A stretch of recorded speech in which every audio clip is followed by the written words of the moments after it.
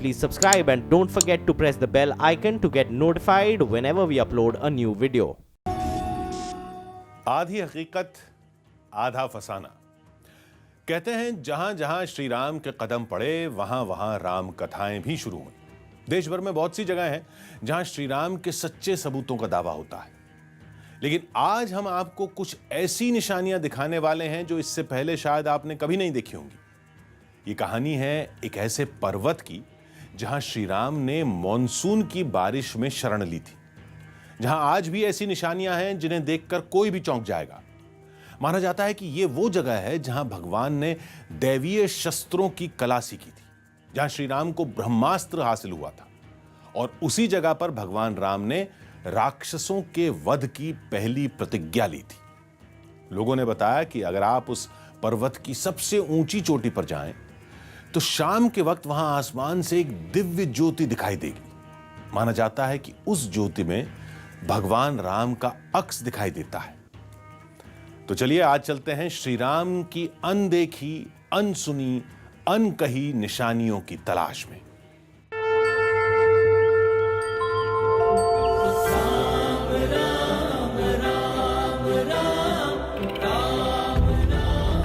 देश की खूबसूरत पहाड़ियां,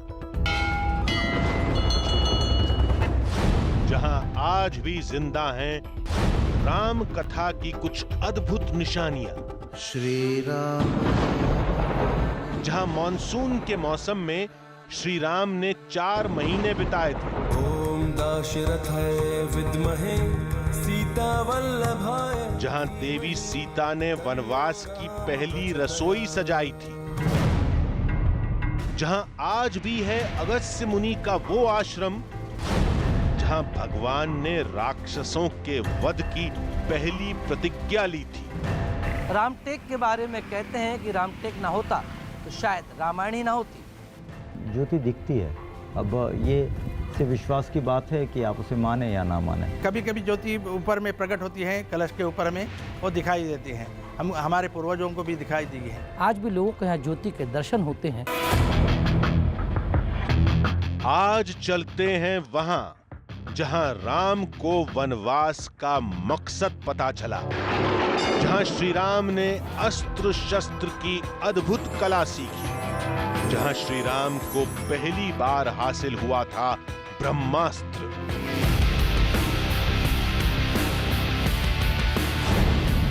आज तलाशते हैं वो जगह जो रामायण में बताई गई, जो राम कथाओं में सुनाई गई, लेकिन टीवी कैमरे पर इससे पहले कभी नहीं दिखाई गई।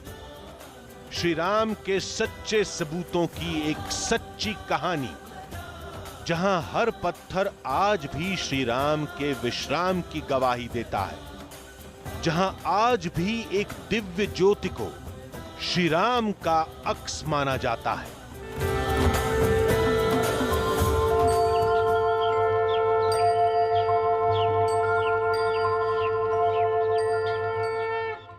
वाल्मीकि रामायण के मुताबिक जब राम, सीता और लक्ष्मण दंडकारण्य से पंचवटी की ओर बढ़ रहे थे, उसी दौरान बारिश का मौसम शुरू हो गया। बारिश के 4 महीने राम ने अगस्त्य ऋषि के आश्रम में गुजारे थे।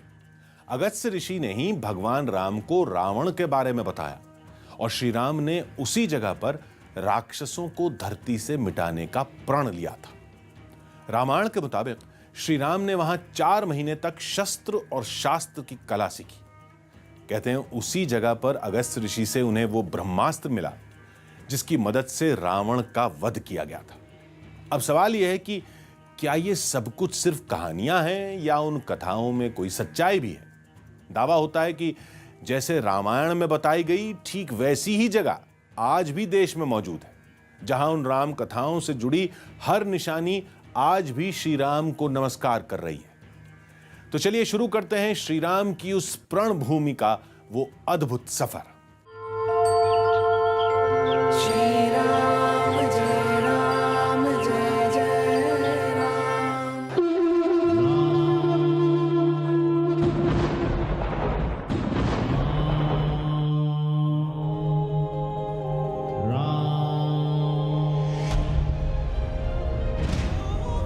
हम श्री राम कथा से जुड़ी एक ऐसी कहानी की तलाश में निकले थे जिसके बारे में वाल्मीकि रामायण में भी कुछ ज्यादा नहीं लिखा है,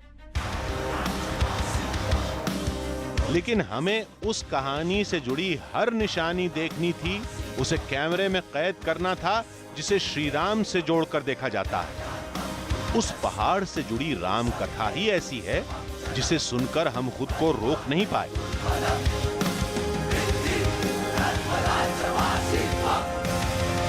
जहां राम से जुड़ी निशानियां आज भी देखी जा सकती हैं, जिनमें लोगों को भगवान राम का अक्स नजर आता है। उन निशानियों की तलाश में हमारे इस सफर की मंजिल था दिल्ली से करीब 1100 किलोमीटर दूर नागपुर का रामटेक।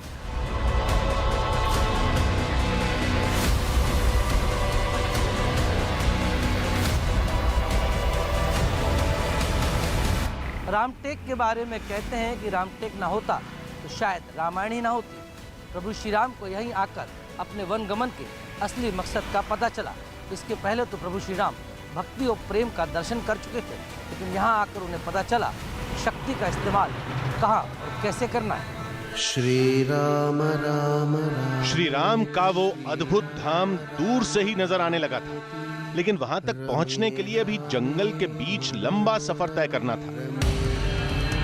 कहते हैं त्रेता युग में पंचवटी जाते वक्त श्री राम ने इन्हीं जंगलों में, इन्हीं पहाड़ियों में वर्षा ऋतु के 4 महीने काटे थे, जिससे जुड़े यहाँ एक नहीं कई साक्ष्य बताए जाते हैं। रामटेक में आपको राम से जुड़े और भी मंदिर दिखाई देते हैं। खासतौर पर यह 3वीं सदी की कर्पूर बावली बहुत ही ऐतिहासिक महत्व रखती है, क्योंकि इसके बारे में कहा जाता है कि हाँ, वो तमाम प्रमाण मिलते हैं जो सीधे राम से जुड़ते हैं। कर्पूर बावली की एक कथा ये भी है कि माता सीता ने यहीं पर भगवान राम के साथ भोजन बनाया था और संतों को यहाँ भोजन करने के लिए आमंत्रित किया था। ओम दाशरथाय विद्महे सीता वल्लभाय। दावे के मुताबिक ये तालाब रामायण काल का है, जहाँ कभी सीता की रसोई थी। ये जगह राम के उस चमत्कारी धाम के बेहद करीब भी है। कहते हैं इस जगह का जिक्र पद्म पुराण में भी किया गया है। विद्महे सीता वल्लभाय धीमहि तन्नो। पद्म पुराण का के ऊपर एक पार्ट है जिसमें सिंधुरागिरी महात्म्य लिखा गया है, और सिंधुरागिरी महात्म्य मतलब रामटेक का पूरा वर्णन उस सिंधुरागिरी महात्म्य में है। उस सिंधुरागिरी महात्म्य के किताब में ये लिखा है कि भगवान श्री राम, माता सीता और भाई लक्ष्मण ने यहाँ पर आकर यहाँ के तमाम ऋषि मुनियों को यहाँ पर भोजन दान कराया था। और अगर आप देखें तो एक एक मंदिर उस समय इस जंगल के अंदर, जब कोई क्रेन नहीं थी, कुछ फैसिलिटी नहीं थी, तब ये एक एक पत्थर कहाँ से लाया गया होगा और किस तरह से इसका निर्माण यहाँ किया गया। इस बावली में एक बहुत बड़ी महत्वपूर्ण बात यह है कि इस पूरे बावली में पानी का प्रमाण साल भर एक ही लेवल में रहता है पूरी। और श्री राम मंदिर की जब घंटियाँ बजती है और जब आरती होती है, वो पूरी आरती यहाँ पर डायरेक्ट लाइव सुनाई देती है। इस तरह का निर्माण, इस तरह की विशेषता इस मंदिर में है। मंदिर का मौजूदा ढांचा 3री सदी में खड़ा किया गया था, लेकिन इसकी बनावट देखकर हर कोई दांतों तले अंगुली दबा लेता है। पूरे ढांचे में कहीं भी पत्थरों को जोड़ा नहीं गया है, बस एक दूसरे के ऊपर रख दिए गए हैं। देखने से लगता है कि छूते ही अभी गिर पड़ेंगे, लेकिन सदियां बीत गईं। आज तक कोई पत्थर 1 इंच भी नहीं हिला, लेकिन हमारी मंजिल तो श्री राम का वो अद्भुत धाम था, श्री रामचंद्र कृपाल, जहां रामायण काल की एक नहीं कई निशानियों के होने का दावा किया जाता है। हम लगातार उस धाम की तरफ बढ़ते जा रहे थे, तभी रास्ते में इस जगह को लेकर एक खास बात का पता चला। महाकवि कालिदास से जुड़ी भी एक कहानी आपको यहाँ रामटेक में दिखाई देगी, और इसके चलते रामटेक की एक अलग पहचान नज़र आती है। महाकवि कालिदास यहाँ पर 1 वर्ष के लिए आए थे। उन्हें उज्जैन के राजा ने भेजा था, तो पत्नी विछोह में यहाँ पर कालिदास इसी जगह पर बैठकर मेघों को देखते, फिर मेघदूत की उन्होंने रचना की। इस जगह का राम कथा से कोई सीधा नाता नहीं है, लेकिन कहते हैं कि संस्कृत के महाकवि कालिदास ने अपनी प्रसिद्ध रचना मेघदूतम यहीं लिखी थी। मेघदूतम में रामगिरी नाम की जगह का जिक्र कई बार किया गया है। माना जाता है कि प्राचीन काल का रामगिरी ही आज का रामटेक है। रामगिरी का रेफरेंस जो पहला आया है वो मेघदूत में आया है, क्योंकि उन्होंने कहा कि स्निग्ध छाया तरुषि वसतिम रामगिरी आश्रमेषु, यानी पहले श्लोक में कहा है कि रामगिरी आश्रम जो है वहाँ पे काफ़ी आश्रम थे, रामगिरी की स्थान था। और मीराशी जी ने जो रामगिरी आइडेंटिफाई किया है वो है आज का रामटेक। तो इसीलिए रामटेक का और रामगिरी का संबंध जोड़ा जाता है, क्योंकि वहाँ पे रामगिरी का पहला संदर्भ जो आया है वो मेघदूत में आया हुआ है। कालिदास ने कई पौराणिक नाटक भी लिखे हैं जिनमें कई जगह भगवान राम का जिक्र है। हमारे यहां आने का मकसद यही था कि शायद यहां रामायण से जुड़ी कोई बड़ी निशानी देखने को मिलेगी, लेकिन यहां पर ऐसा कुछ नहीं मिला। फिर हमने उस अद्भुत धाम का रुख किया जहां एक दिव्य ज्योति में श्री राम का अक्स देखे जाने का दावा किया जाता है।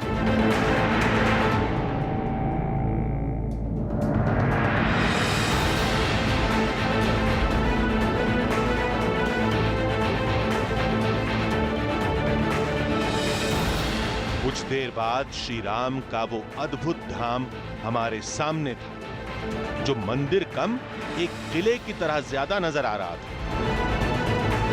रामटेक का एक मंदिर एक छोटी सी पहाड़ी पर बना है, इसलिए गढ़ मंदिर भी कहते हैं। इस मंदिर को खास तौर पर प्रभु श्री राम ने चुना था, क्योंकि उनको लगा था कि गढ़ पर बना ये मंदिर निश्चित तौर पर उनके आराम के लिए बेहतर जगह होगी। अब ये मंदिर एक तीर्थ बन चुका है।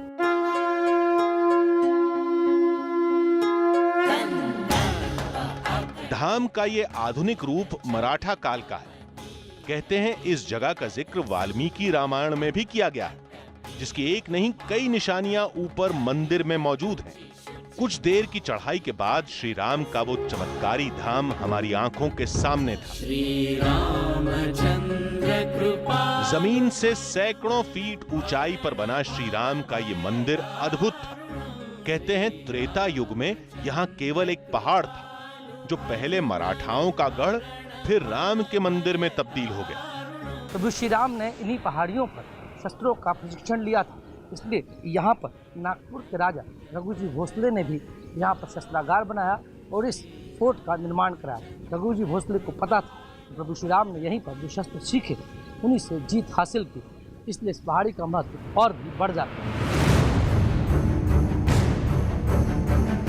रामायण के मुताबिक ये धाम, ये जगह राम कथा का अहम पड़ाव है, जहां राम को अपने वनवास के मकसद का पता चला, जहां राम ने राक्षसों के वध की प्रतिज्ञा ली, जहां से रावण और राम के युद्ध की कहानी शुरू हुई। और ये सब हुआ महर्षि अगस्त्य के आश्रम में। श्री राम जी यहाँ पर वनवास के समय में आए थे। अधिकतर जो राम जी का जो कार्यकाल है वनवास का, वो चित्रकूट में गया। फिर चित्रकूट से वो ऋषि मुनियों का दर्शन लेने हेतु और भक्तों को दर्शन देने हेतु वहाँ से निकल पड़े, तो इस स्थान पर आए।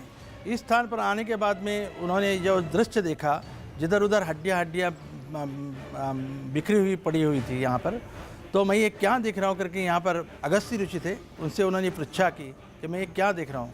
तो अगस्त्य ऋषि ने ये बताया कि ये हम योगी तपस्वी आप इनकी अस्थियाँ देख रहे राम जी, यज्ञ यागादि कर्म जो हैं ये असुर प्रवृत्ति हमें करने नहीं देती, इसमें बाधा लाती हैं।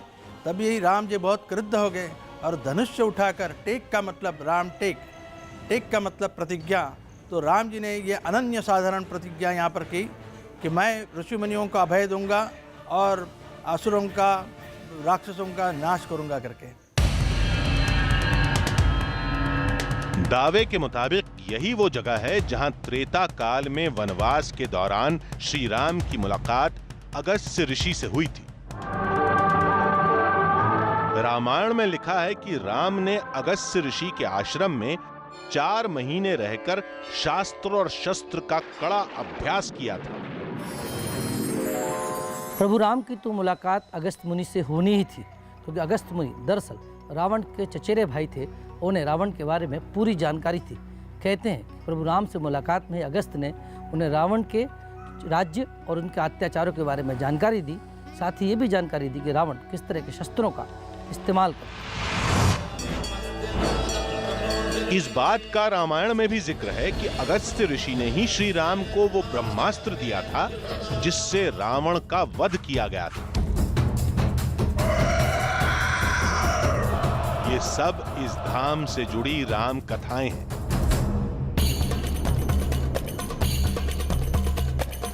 अब हमें तलाश थी उस दिव्य ज्योति की जिसमें राम का अक्स देखे जाने का दावा किया जाता है। उसे तलाशते हुए हम मंदिर के गर्भगृह में पहुंचे। अंदर सब कुछ एक सामान्य मंदिर जैसा ही नजर आया।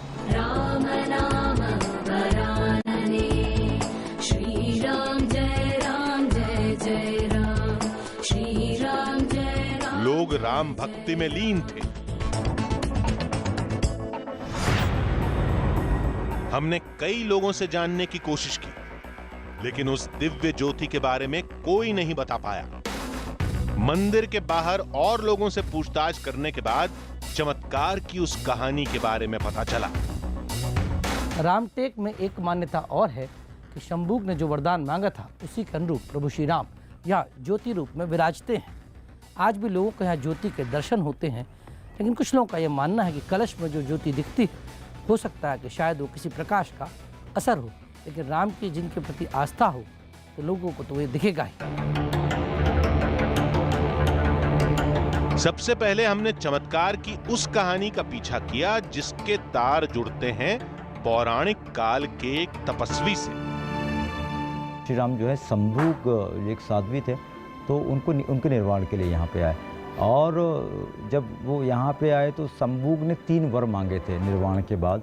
और वो वर थे कि पहला तो कि मेरे जो शरीर है उससे शिवलिंग बने, दूसरा कि मेरे दर्शन से पहले जो है कि आपके दर्शन से पहले मेरा दर्शन हो, और तीसरा कि आप ज्योति रूप में यहाँ पे उपस्थित रहें।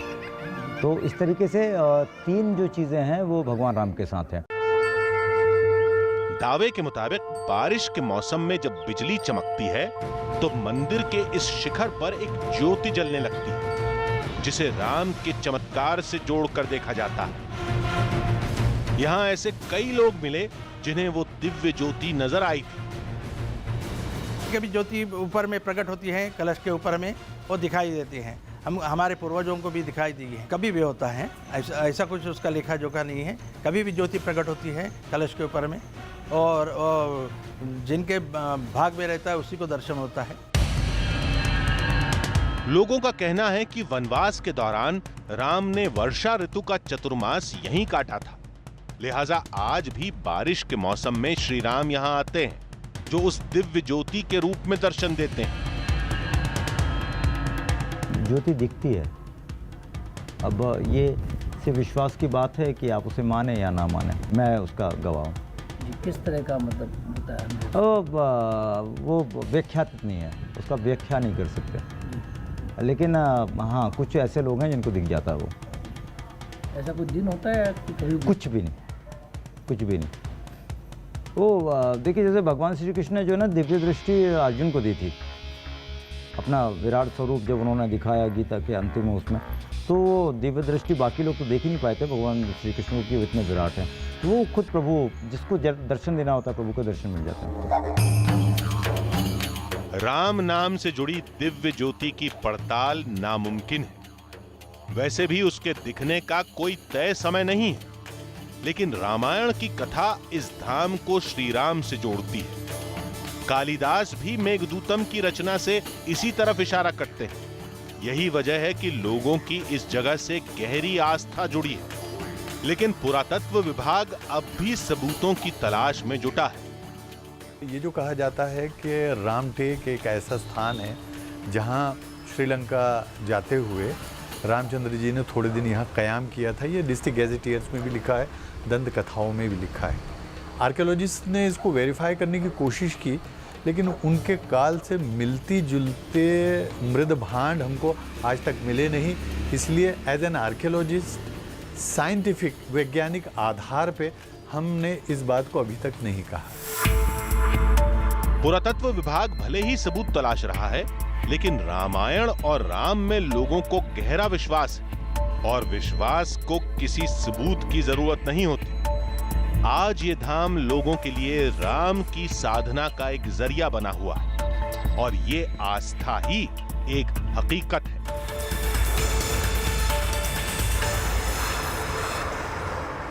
आधी हकीकत आधा फसाना।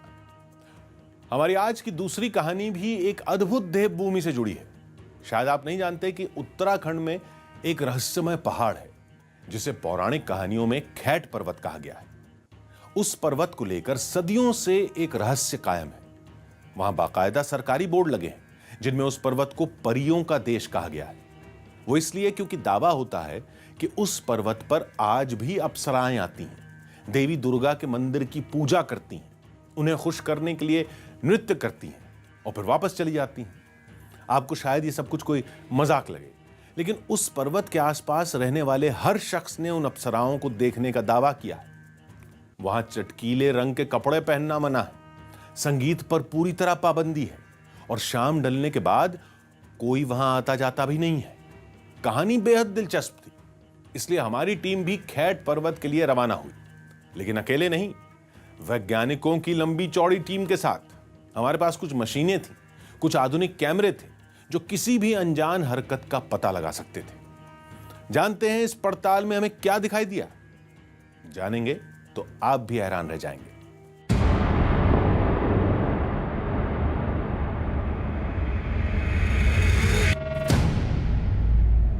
हमने मशीनें लगाई तो एक नहीं तमाम इशारे मिले।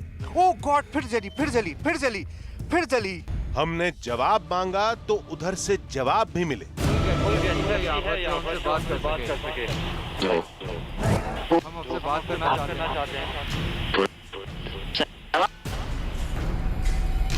कभी किसी के होने का वहम हुआ। मुझे वहां कोई मूवमेंट दिखाई दी, वहां कैमरे के पीछे। आप लाइट उधर मोड़ो यार, मुझ पे मत रखो।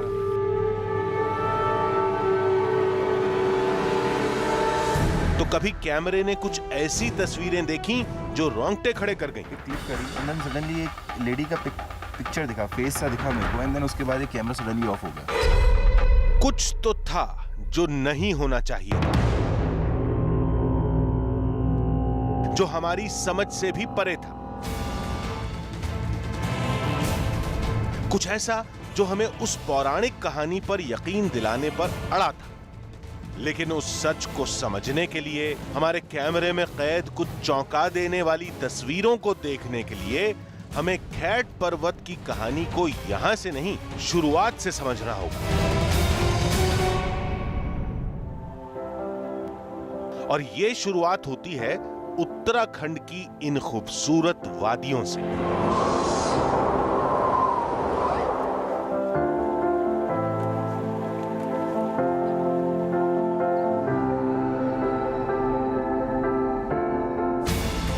हम एक ऐसे दावे का सच पता लगाने निकले थे जो इससे पहले हमने कभी नहीं सुना था, जिसके वजूद पर हमें रत्ती भर भी यकीन नहीं था। नमस्कार, मेरा नाम सुहेल है और आज मैं आपको एक बड़ी मजेदार कहानी सुनाने वाला हूं। अब आप सोचेंगे कि कहानी तो हम दादी नानी से सुना करते थे। वेल, हमारी ये कहानी भी दादी नानी के किस्सों जैसी ही मजेदार है। इसमें अप्सराएं हैं, इसमें राक्षस हैं और कुछ ऐसे किस्से भी हैं जिसमें लोग गायब हो जाते हैं। इंटरेस्टिंग लगा? वेल, हमको भी बहुत इंटरेस्टिंग लगी है, इसीलिए हमने अपना सफर शुरू किया है दिल्ली से उत्तराखंड के न्यू टिहरी के लिए।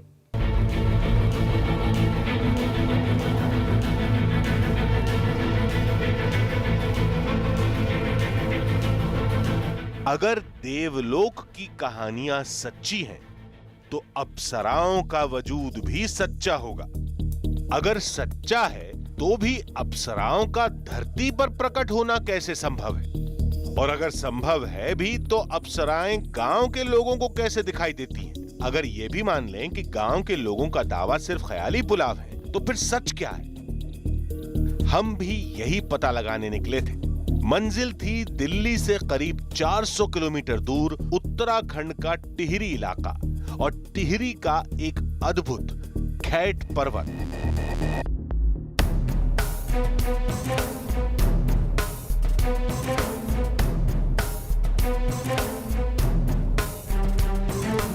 तो जैसे मैंने आपसे शुरुआत में कहा था कि आज हम आपको एक बड़ी इंटरेस्टिंग सी कहानी सुनाने वाले हैं, तो हम अपनी कहानी के पहले पड़ाव यानी पीपल डाली तक पहुंच चुके हैं।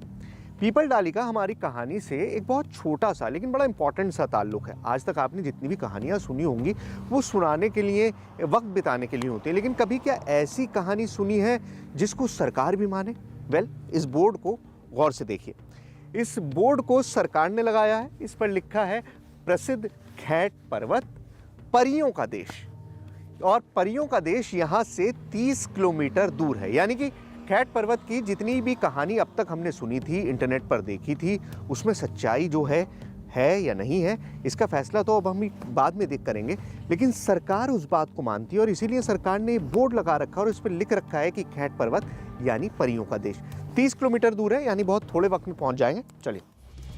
ये साइन बोर्ड इस कहानी में हमारी दिलचस्पी बढ़ा रहे थे। वो इसलिए क्योंकि ये बोर्ड गांव के लोगों ने नहीं लगाए, बल्कि बाकायदा सरकार की तरफ से लगाए गए, जिनमें इस पूरे इलाके को परियों का देश बताया गया है।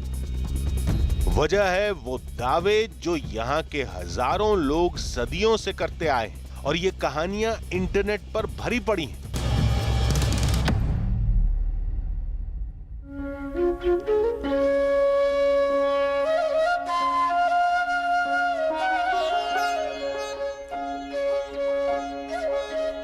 इंटरनेट की ये कहानियां हम यहाँ के लोगों की जुबान से सुनना चाहते थे, जिसकी तलाश में हम खैट पर्वत की तलहटी में बसे एक गांव में पहुंचे।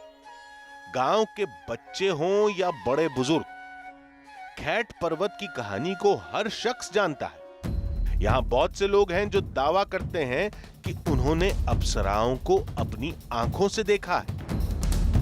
तो वहाँ पे सचमुच ही कुछ न कुछ है ऐसी शक्तियाँ जिस शक्ति को हम लोग आज भी वो कर रहे हैं। हाँ, दिखाई भी देती है कभी कभी। सफ़ेद व्हाइट रूम में पूरा सफ़ेद वस्त्र होता है, तो कभी कभी ये होता है कि जब यहाँ देवी वो उसका हमारे यहाँ पांडव नृत्य होते हैं, तो जैसे वहाँ कस्थल में होते हैं, जागर होते हैं, तो उस समय वो दिखाई देते हैं ऊपर चोटी पे। देखा है लोगों ने आंखों से? हाँ, आंखों से देखा है लोगों ने। हमने तो नहीं देखा, पर बताते हैं लोग कि आंखों से देखा है लोगों ने।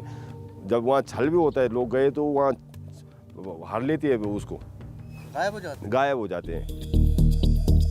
लोग बता रहे थे कि खैट पर्वत पर चटक रंग के कपड़े नहीं पहने जाते। उन्हें यकीन है कि चटक रंग के कपड़ों से अप्सराएं आकर्षित होती हैं और इंसानों को अपने साथ देवलोक ले जाती हैं। 10-15 साल पहले से लोग अच्छे कपड़ों में या अकेले जंगल नहीं जाते थे।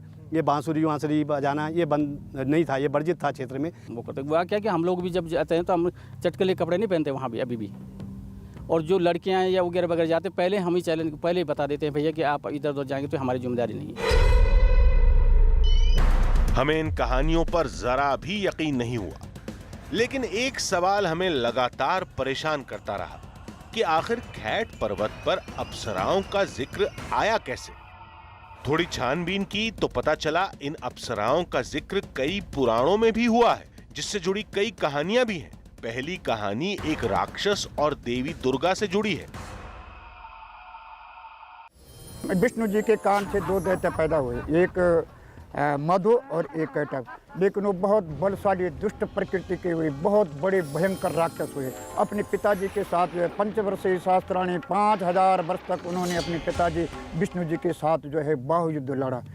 लेकिन जब विष्णु भगवान ने बोला कि यहाँ राक्षसों का राज होने लग गए, भले उनके बच्चे थे लेकिन वो बहुत दुष्ट प्रकृति के हो गए थे, तो भगवान विष्णु और ब्रह्मा जी और शिव जी ने एक कैबिनेट बैठक की और उनके कैबिनेट में एक वास हुआ, दुर्गा का वास हुआ। विष्णु के नेत्र से इसी स्थान पर दुर्गा का वास हुआ। खैट पर्वत दुर्गा का वास भी है और मधु कैटव की मरणस्थली है। दुर्गा का जन्मस्थली भी है और मधु कैटव मरणस्थली है। और कैट कैट कैट कैट गढ़वाली में खैट खैट खैट हो गया, वो खैट पर्वत हो गया। यानी इस कहानी के मुताबिक देवी दुर्गा ने इसी पर्वत पर मधु और कैटव नाम के राक्षसों का संहार किया था। पर्वत की चोटी पर देवी का मंदिर है और 9 अप्सराएं आज भी देवी को नमन करने उस पर्वत पर आती हैं। खैट पर्वत और अप्सराओं से जुड़ी एक और कहानी भी है, जिसका रिश्ता है रावण से। लोगों ने बताया कि संतान प्राप्ति के लिए रावण की पत्नी मंदोदरी ने महादेव की तपस्या की थी। और भगवान शिव ने मंदोदरी को 9 पुत्रियों का वरदान दिया था, लेकिन उस वरदान की एक शर्त भी थी।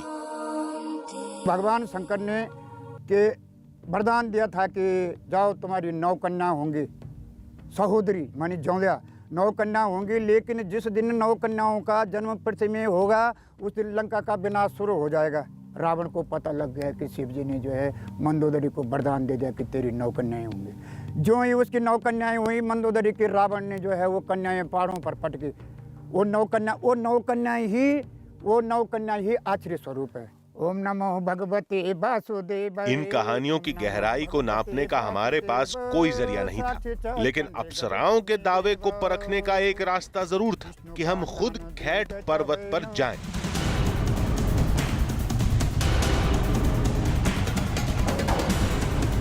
जमीन से करीब 10,000 फीट की ऊंचाई पर खैट पर्वत की चोटी हमारे सामने थी, लेकिन उस शिखर तक पहुंचना आसान काम नहीं था। लोगों ने बताया कि कुछ देर के सड़क मार्ग के बाद खैट पर्वत की तलहटी का गांव आखिरी गांव मिलेगा और उसी गांव से खैट पर्वत की सीधी और मुश्किल चढ़ाई शुरू होगी। तो दिल्ली से 400 किलोमीटर का सफर तय कर आखिरकार हम चौंदाना गांव पहुंच चुके हैं, यानी वो जगह जहां से पैदल रास्ता शुरू होता है। थोड़ा सा दूर और रोड मुझको दिख रहा है वैसे, लेकिन यहाँ बोर्ड कहता है कि यहाँ से 5 किलोमीटर का रास्ता है परियों के देश के लिए, यानी कि खैट पर्वत के लिए, यानी अप्सराओं की उस रहस्यमयी दुनिया के लिए जिसके बारे में कहानियाँ हमने दिल्ली में सुनी, इंटरनेट पर पढ़ा, लोगों से बातचीत की और आखिरकार चौंदाना गांव पहुंच चुके हैं। यहाँ से 5 किलोमीटर का रास्ता है, मुश्किल सफ़र होगा जाहिर है पैदल का। अभी मुझे पता नहीं कि आगे तक हम कितना जा सकते हैं, लेकिन कोशिश करते हैं और जहाँ तक जा सकेंगे वहाँ तक आपको भी लेकर चलेंगे। चलिए।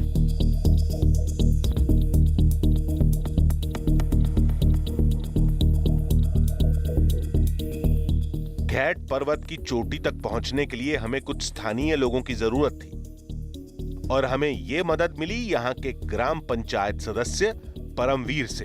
बातों बातों में पता चला कि खैट पर्वत की चोटी पर 2 मंदिर हैं, पहला देवी दुर्गा का और दूसरा एक राक्षस का। दावा किया गया कि सूरज ढलने के बाद दोनों ही जगहों पर परियों को आसानी से देखा जा सकता है। सर आप जाइए, खैट पर्वत आपको साक्षात स्वर्ग नजर आएगा और आप देखिए खैट पर्वत में किस तरह परियां किस तरह नृत्य करती हैं, परियां किस तरह आती है और परियां आपको निश्चित ही आशीर्वाद दे के जाएंगे। आप देखिए खैट पर्वत में। और दूसरी बात, आप इतना विहंगम दृश्य, परियां तो खैर आती हैं और शेर हिरन आपको साक्षात दिख जाएंगे। गांव के लोगों का साथ मिल चुका था और हम खैट पर्वत के एक रोमांचक और मुश्किल सफर के लिए पूरी तरह तैयार थे। इस जगह की खूबसूरती, इसकी सुंदरता को देखकर ही आपको ये एहसास हो गया होगा कि आखिर अप्सराओं ने अपने रहने के लिए इस जगह को क्यों चुना। ये जगह बेहद खूबसूरत है, बेहद आकर्षक है और शायद यही वजह है कि इसको परीलोक यानी कि अप्सराओं का घर कहा जाता है। मैं आपको समझाऊं, ये सामने जो आपको पर्वत दिखाई दे रहा है वो खैट पर्वत है और उस खैट पर्वत से लेकर आप इस तरफ आएंगे, ये पूरी पर्वत श्रृंखला है और यहाँ पर सामने एक छोटा सा मंदिर आपको दिखाई देगा इस पर्वत के ऊपर, उसे पीड़ी पर्वत कहा जाता है। पीड़ी से लेकर खैट तक की ये जो पूरी पर्वत श्रृंखला है इसे अप्सरा लोक, परीलोक कहा जाता है और यहाँ ही पर अप्सराओं का देश है। पूरा इलाका जो है आदर सत्कार की नज़रों से देखा जाता है। लोग यहाँ जाने से बचते हैं, जाते हैं तो सिर्फ पूजा वगैरह करने जाते हैं और ये पूरा इलाका जो है, ये पूरा इलाका अप्सराओं के इलाके के तौर पर जाना जाता है। अब मेरी कोशिश ये है कि मैं आपको इस पूरे इलाके की हकीकत आपके सामने लाऊं। यहाँ क्या एक्टिविटी होती है, पैरानॉर्मल एक्टिविटी है, अप्सराएं हैं, जो भी है उसको आपके सामने लाने की कोशिश है और उसके लिए हमको इस पर्वत श्रृंखला पर जाना होगा। आप देखिए कितना ऊंचा है, करीबन 9,000-10,000 फीट की ऊंचाई है और 7-8 घंटे का पैदल रास्ता है। वो रास्ता कवर करने के बाद हम ऊपर पहुंचेंगे, करीबन 10 किलोमीटर का पैदल सफ़र, और तब हम इस पर्वत श्रृंखला पर पहुंच पाएंगे और तब हम आपके सामने वो तस्वीर ला पाएंगे जो आज तक सिर्फ परीलोक की तरह से इन कहानियों में बुनी हुई है, बसी हुई है। दिन का दूसरा पहर बीत रहा था और शाम ढलने से पहले हमें खैट पर्वत का लंबा सफर तय करना था। इसलिए बिना वक्त गंवाए हम उन पगडंडियों पर चल पड़े।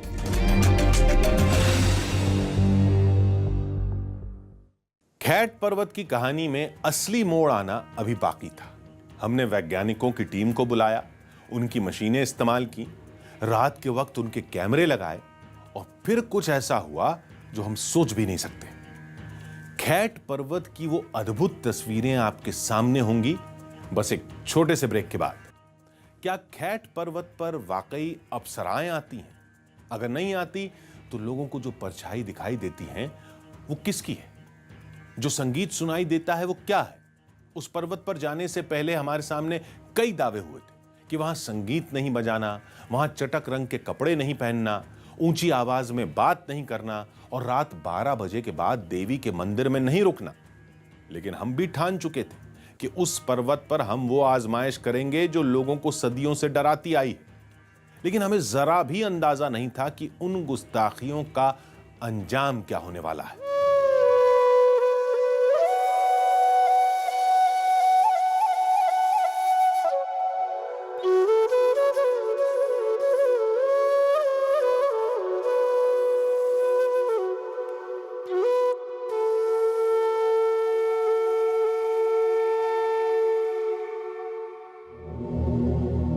हमें वहां जाना था जहां जाने से गांव के लोग सदियों से डरते आए हैं।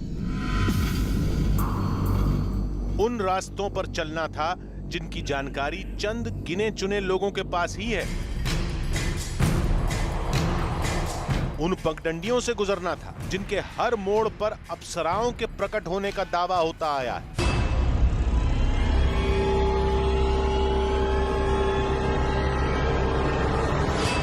मुश्किल तो थी, लेकिन हम उस आफत भरे सफर के लिए तैयार थे। तो खैट पर्वत की मुश्किल चढ़ाई हमने शुरू कर दी है और 10,000 फीट, करीबन 10,500 फीट का एलिवेशन है और देख पाएंगे तो वहाँ वो दिखाई दे रहा है आपको खैट पर्वत। पवार साहब हमारे साथ हैं। पवार साहब मुझे ये बताइए, अमूमन कितना वक्त लग जाता है? 3 घंटा, 3.5 घंटा? अमूमन लगभग 3 घंटे। 3 घंटे में हम खैट पर्वत जो चौनाहा से सफर तय हो जाएगा। 3 घंटा। 3 घंटे का सफ़र है, लेकिन वो इनके लिए है क्योंकि ये इस इलाके में रहते हैं, अभ्यस्त हैं। हमारे लिए हर 10 कदम के बाद, क्योंकि ऊंचाई बहुत ज़्यादा है, खड़ी चढ़ाई है, तो काफ़ी मुश्किल है। और ये पूरा ग्रुप हमारे साथ है क्योंकि वहाँ पर गुलदार लेपर्ड्स के बारे में आपने सुना होगा। अभी रिसेंटली इस इलाके में काफ़ी अटैक्स भी हुए हैं। भालू का ये सीज़न है और लगातार बारिश हो रही है, तो ये सब लोग हमारे साथ जा रहे हैं जस्ट टू मेक श्योर कि हम लोग सेफ़ रहें वहाँ पर, हम सब लोग वहाँ पर आसानी से अपना काम कर सकें। और उसी के लिए पूरा ग्रुप हमारे साथ है। बहुत थैंकफुली ये सब हमारे साथ चल रहे हैं। तो चलिए सर, स्टार्ट करते हैं। जय माता दी, जय दुर्गा माता की। क्या बात है।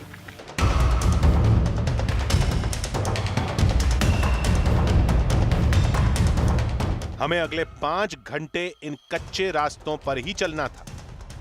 पता चला कि कुछ देर बाद हम रिहायशी इलाके से भी दूर हो जाएंगे और आगे का रास्ता हमें घनघोर वीराने के बीच ही तय करना होगा।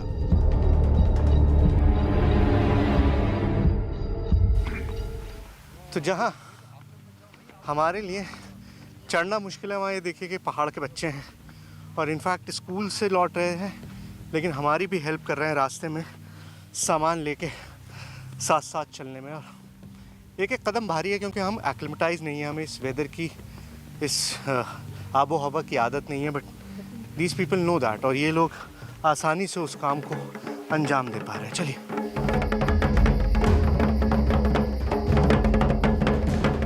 हम जैसे जैसे पहाड़ की ऊंचाई पर बढ़ रहे थे, सांसें फूलती जा रही थी, कदम लड़खड़ाने लगे थे। जंगल के सन्नाटे में हर तरफ जंगली जानवरों का डर भी था, लेकिन उस डर को भुलाकर आगे बढ़ते रहना ही एकमात्र रास्ता था। करीब 4 घंटे की चढ़ाई के बाद हम एक ऐसे मोड़ पर आ पहुंचे जहां से खैट पर्वत की चोटी साफ दिखाई दे रही थी।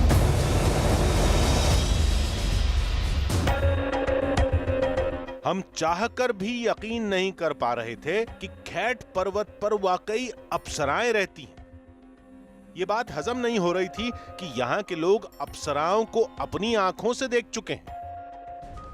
खैर, बढ़ते बढ़ते हम अपनी मंजिल के पहले पड़ाव तक आ गए, यानी वो रागस देवता का मंदिर जहां अप्सराओं के नृत्य का दावा किया जाता है। पिछले 4-5 घंटे की इस चढ़ाई में एक भी जगह ऐसी नहीं थी जो थोड़ी बहुत भी समतल हो, जहां पर आप एक सेकंड के लिए या कुछ वक्त के लिए सुस्ता सकें, दम भर सकें। खैर, अब हम जिस जगह पर पहुंचे हैं वो शुक्र है कि थोड़ी समतल है और यहाँ पर हम रुके हैं। ये रागस देवता का मंदिर है। अब रागस आप समझ सकते हैं कि कॉलिक्वल मतलब जो आम बोलचाल की भाषा है उसमें बोला गया शब्द है, और मान्यता ये है कि कैटव राक्षस का वध किया था देवी ने, और ये मंदिर उसी वारदात से, उसी घटना से जुड़ा हुआ है। क्या है, बहुत ज़्यादा लोगों को जानकारी नहीं है, तो इस बारे में बस ये है कि एक मंदिर यहाँ पर मौजूद है। ख़ास बात यह है कि जितनी कहानियाँ मैंने सुनी हैं उसमें इस जगह का जिक्र बहुत ज़्यादा बार हुआ है, और कहा यह जाता है कि बहुत ज़्यादा एक्टिविटी अप्सराओं की इस एरिया में, मतलब इस इलाके में देखी जाती है। मतलब ये कि हमें जिन जगहों की पड़ताल करनी है उनमें एक जगह ये भी है, क्योंकि दावा यही है कि शाम होने के बाद इस मंदिर में अप्सराएं नृत्य के लिए प्रकट होती हैं। लेकिन उस पड़ताल से पहले हमें खैट पर्वत की चोटी पर बने उस देवी मंदिर तक जाना था जहां परियों से जुड़े सबसे ज्यादा दावे हुए हैं, और वो मंदिर अब ज्यादा दूर नहीं था। तो फाइनली अब हमारी मंजिल हमारी आंखों के सामने है। 4.5-5 घंटों का लंबा और बेहद थका देने वाला सफ़र हमने तय किया। हर कदम ऐसा लग रहा था कि अब शायद अगला कदम नहीं उठ पाएगा, लेकिन फाइनली हम शिखर पर पहुंच गए हैं। ये मेरी आज तक के जीवन की सबसे मुश्किल चढ़ाई थी। एक भी रास्ता ऐसा नहीं था जो सीधा हो, हर जगह गोल घुमावदार चढ़ान थी। खैर, अब पहुंच गए हैं, तो चलिए यहाँ पर भी चलते हैं मंदिर में फाइनली। आइए।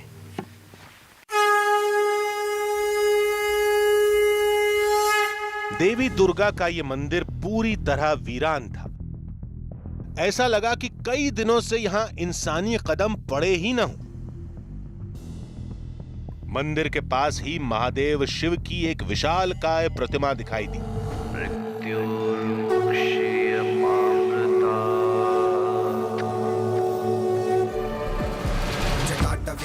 ज्वल प्रवाह पावित स्थले गलेवलम्य लंबितां भुजंग तुंग मालिकां डमट्ट मट्ट मट्ट मट्ट निनाद भट्ट मर्वयं चकार चंड तांडव तनोतु न शिव शिव। खैट पर्वत पर बसी इन अप्सराओं का किस्सा आपने भले पहली बार सुना हो, लेकिन अगर गढ़वाल के इस इलाके में आप आएंगे तो आप जान जाएंगे कि यहाँ का हर आदमी इन अप्सराओं के बारे में, खैट पर्वत के बारे में और इस रहस्य के बारे में जानता है और एक दूसरे को उससे जुड़ी हुई कहानियाँ सुनाता है। अब यहाँ पर लोगों के जहन में ये किस्सा किस कदर पेवस्त है, कितना गहरा उतरा हुआ है, इसका एक अंदाज़ा आप इस बात से लगाइए कि भगवान शिव की मूर्ति इस पहाड़ पर लगाई जाती है और उसके नीचे भी लिखा जाता है परियों का देश खैट पर्वत। परियों का देश खैट पर्वत, यानी खैट जो है उसको अगर हम डिफाइन करेंगे, उसको हम किसी चीज़ से समझना चाहेंगे तो वो अप्सराएं हैं। और यहाँ पर हर चीज़ का सीधा सीधा ताल्लुक उन अप्सराओं से है और खैट की इन कहानियों का जो सीधा ताल्लुक अप्सराओं से है, उसी के सिलसिले में हम यहाँ पर इस वक्त मौजूद हैं। हम काफी देर तक मंदिर के गलियारे में भटकते रहे। सब कुछ सामान्य सा दिखाई दे रहा था, लेकिन हमारे साथ आए गांव के नौजवान अब भी यही दावा कर रहे थे कि शाम होने दीजिए, अप्सराएं आपकी आंखों के सामने होंगी। विश्वास तो नहीं हुआ, लेकिन दावा इतना पुख्ता था कि हमने इसी मंदिर में रात बिताने का फैसला किया। हालांकि इसमें एक पेच भी था, वो ये कि हमारे पास पड़ताल के लिए न कोई उपकरण था न कोई वैज्ञानिक कैमरा। शाम ढलने में अभी वक्त था, इसलिए हमने थोड़ा दिमाग चलाया और संपर्क साधा इंडियन पैरानॉर्मल सोसाइटी से, यानी कुछ ऐसे शोधकर्ता जो वैज्ञानिक तरीके से किसी भी अनजान शक्ति का पता लगाते हैं।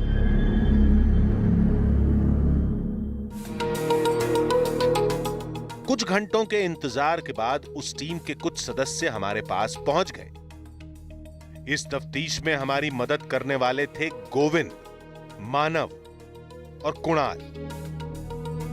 इस टीम के पास तमाम आधुनिक उपकरण भी थे, ऐसे उपकरण जो ये पता लगाएंगे कि क्या आज की रात खैट पर्वत पर इंसानों के अलावा कोई दूसरी ताकत भी मौजूद है। अगर है तो वो शक्तियां क्या हैं?